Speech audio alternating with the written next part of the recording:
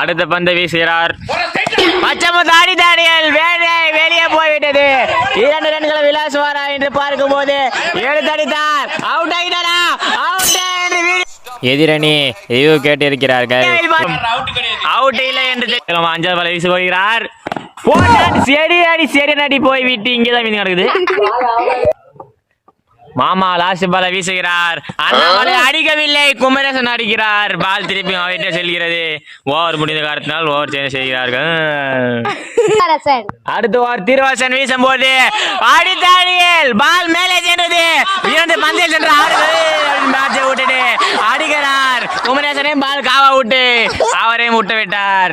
அடுத்த பாலை வீச வருகிறார். அவன் பேர் தெரியாத காரணத்தினால் அவரே வீசுகிறார். வீரன் கேப்டன் ஒன்னு போதனைப்பட மாட்டேங்கிறார். அதுவும் போல் ஆகி 2வது பந்தை வீச வருகிறார். திருவரசு அவர்கள் வீசி விட்டார். லோகேஷன் காவா, அப்ப கேப்டனும் காவா. 2 ரன்கள் ஓடுகிறாரா? அடிக்க முடியவில்லை.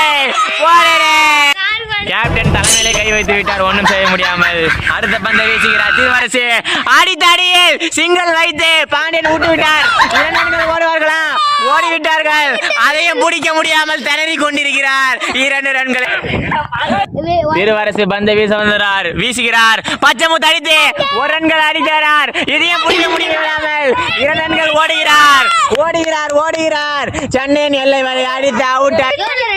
கடைசி பந்தை போடுகிறார். பச்சைமுத்து விளாசி உள்ளார். அவுட்டாக வர எதிர்பார்க்கப்படுகிறது. இல்லை, விட்டு விட்டார் பாண்டியன்.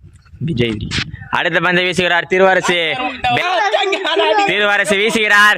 சூர்யா செதுக்குகிறார். குமரேசன் முதல் பந்தை வீச வருகிறார். குமரேசன் அவர்கள் வீசிவிட்டார். பச்சைமுத்து அடிக்கவில்லை,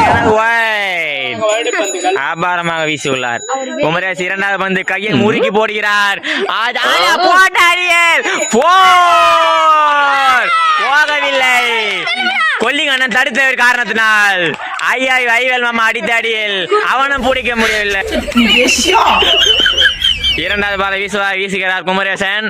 போட்டார அடித்தாடியில் பின்னாடி ஓடுகிறது. பீல் பகிர்ந்ததா? கேப்டன் காஞ்ச பீல் தடுத்து மழை எகிரிய போகிறார். மறக்காம சர்ப்ரைஸ் பண்ணுங்க.